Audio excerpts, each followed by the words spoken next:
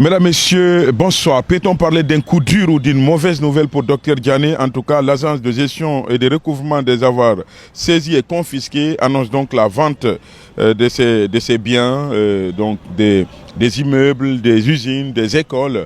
Comment justement la défense de Dr Diané réagit à cette annonce donc de cette agence? Nous sommes avec Maître Almami Samori Traoré. Il est l'un des avocats de l'ancien ministre de la Défense, Dr Mohamed Diané. Bonsoir. Bonsoir.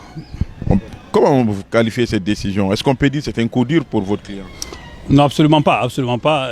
Nous-mêmes, on s'inquiète même de l'état de notre justice parce que ce qui se passe maintenant là est très grave. Nous avons même partagé un communiqué à cet effet, mettant en garde toute personne qui se porterait acquéreur de ces biens-là. Parce que, vous savez, le docteur a été condamné en première instance et puis il y a des condamnations pécuniaires qui ont également été prononcées. Donc précipitamment, bien que la décision ne soit assortie d'exécution provisoire, on se précipite pour saisir les biens concernés. Mais il se trouve que, nous avons fait appel, et toutes les parties, mais y compris le parquet qui a fait appel. Et deuxièmement, il a été découvert au cours des débats ici que 80% des biens qui lui ont été attribués dans le jugement ne lui appartiennent pas. Et la preuve aujourd'hui, l'audience de ce jour a été entièrement consacrée à l'audition des personnes qui se sont présentées comme propriétaires pour revendiquer la propriété de leurs biens.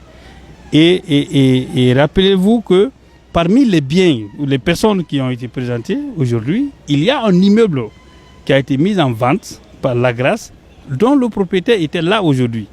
En réalité, ce bien, il y a l'intéressé à conclure un contrat de bail avec l'État. L'État a son nom sur le titre foncier. Et cette personne n'a qu'un bail amphithéotique sur l'immeuble. Donc on lui a signifié que non, qu'il doit quitter l'immeuble parce que l'immeuble appartenait à Dr Diané et qu'il devait sortir. Il dit non, moi j'ai un bail amphithéotique que j'ai conclu avec l'État. Donc en clair, l'État a pris ses propres biens, il les a attribués à Dr Diané. Condamné Dr Diané sur la base des biens qui appartiennent à l'État et qui portent le nom de l'État. Est-ce que vous imaginez un peu la gravité? Il y a d'autres personnes aujourd'hui qui ont été entendues aujourd'hui et qui sont venus avec les documents à l'appui pour dire que ces biens qui se trouvent dans le jugement et qui sont mis en vente n'appartiennent pas à Dr Diané, ces biens nous appartiennent. Le pire, c'est quoi? C'est qu'il y a un seul immeuble qui est répété 3 fois dans le jugement.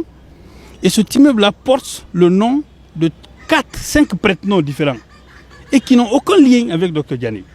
Et c'est dans la liste qui a été adressée par la conservation foncière. Donc aujourd'hui, l'idée dans la procédure-là, c'est de pouvoir faire la différence entre les biens qui ont été supposément attribués à Dr Diané et les biens réels de Dr Diané. Et je rappelle, je vais dire à tout le monde, les biens qui ont été mis en vente n'ont rien à voir avec Dr Diané. Bien que ces biens figurent dans la décision, il ne les reconnaît même pas. Il n'y a aucun de ces biens qui porte son nom. Donc, vous voulez dire que c'est une fuite en avant de la part de l'agence? Non, c'est une fuite en avant. Non seulement on ne respecte pas la justice parce qu'il faut au moins, pour la procédure est en appel, le jugement est en cours.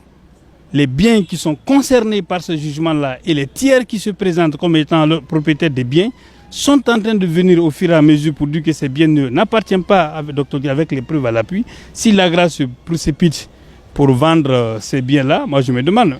Mais ce que je vais peut-être ironiser un peu, mais je pense qu'il y a beaucoup de juridictions comme le TPI de Dixine et TPI de Kaloum qui ne sont pas la propriété de l'État. Pourquoi l'État vendrait un immeuble à des tiers alors que lui-même en a besoin? Il y a des bâtiments, il y a des services de souveraineté qui n'ont pas encore d'immeubles. Dans des bâtiments des particuliers. Des particuliers. L'État paye beaucoup d'argent. Beaucoup d'argent. Et au lieu de vendre ces immeubles-là, mais pourquoi ne pas les faire habiter par des services de l'État? Donc moi je considère, nous avons publié un communiqué pour dire que la procédure est en cours et que toute personne qui se portait acquéreur de ces biens-là s'expose à une insécurité juridique inouïe, parce qu'une décision du tribunal de la chambre des appels qui viendrait infirmer celle qui a été rendue par la chambre de jugement remettrait en cause toute vente des biens qui ont été publiés hier par la grâce. Je pense que c'est une fuite en avant. Dr Diané est serein, il n'a rien à voir avec ces biens-là, les biens ne lui appartiennent pas. Donc, il appartient aux propriétaires de ces biens-là de s'adresser à la grâce et éventuellement, les personnes qui vont acheter ça vont avoir affaire avec les propriétaires de ces biens. Donc, nous, on n'a aucun problème. Alors, quels sont les sentiments qui animent aujourd'hui votre client, l'ancien ministre de la Défense, des Affaires présidentielles? Quels sont les sentiments qui l'animent? Écoutez, docteur Diané, il est déçu, en même temps réconforté. Déçu parce qu'il ne pouvait pas imaginer que la justice pouvait... qu'on ne prendrait pas le temps de vérifier qu'est-ce qui l'appartiendrait ou qu'est-ce qui ne l'appartient pas. Moi, je pense que quand on confie un travail à quelqu'un, il faut le faire quand même avec professionnalisme, de telle sorte que, même après vous, pendant 10 ans après, qu'on dise que ouais, vous avez fait un travail très correct. Donc, de ce point de vue-là, Dr Diané est simplement déçu que la justice, en fait, n'ait pas fait assez d'efforts pour pouvoir démêler les choses. Et même la question de détournement de deniers publics, vous avez vu à l'audience, la première audience, comment on a démonté pour nous dire que les montants qui ont été précisés n'étaient même pas inscrits, n'étaient même pas des budgets de l'argent qui devait être décaissé. Donc, depuis là, on ne parle plus de détournement de deniers publics. Et le ministère public et les avocats de l'État ont donné leur langue au chat. On ne parle plus de détournement de deniers publics, maintenant on parle de biens. Et même les biens dont il est question aujourd'hui, il se trouve que les 80% ne lui appartiennent pas. Ceux qui lui appartiennent, on l'a justifié devant le juge. Maintenant, on verra. Parce que l'affaire a été renvoyée pour la comparution de l'ingénieur qui a établi la liste des biens où il a mis 5 prête-noms pour un même immeuble et considérer ça comme 5 immeubles pour l'attribuer à Dr Diané. Il va venir s'expliquer comment, dans quelle position. Donc, le docteur il est serein, il est animé d'un sentiment quand même de justice.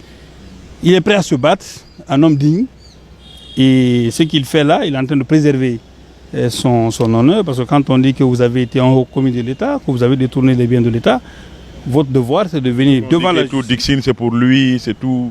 Oui, justement, l'idée c'est de le salir. Hein. Moi, c'est un homme politique. Voilà, l'idée c'est de le salir aux yeux de ceux qui ont de l'estime pour lui. Et nous, notre travail, c'est d'établir la vérité des faits, de le défendre dans le cadre strict de l'exercice de notre profession. Nous ne défendons pas un homme politique. Les convictions politiques des uns et des autres, c'est des convictions politiques, mais nous avons été saisis en fait d'un dossier judiciaire et que nous essayons de défendre afin de rétablir la vérité. Les biens qui l'appartiennent, écoutez, on va justifier. Ceux qui ne l'appartiennent pas, les propriétaires viendront chercher. Et la vérité soit rétablie. Merci beaucoup.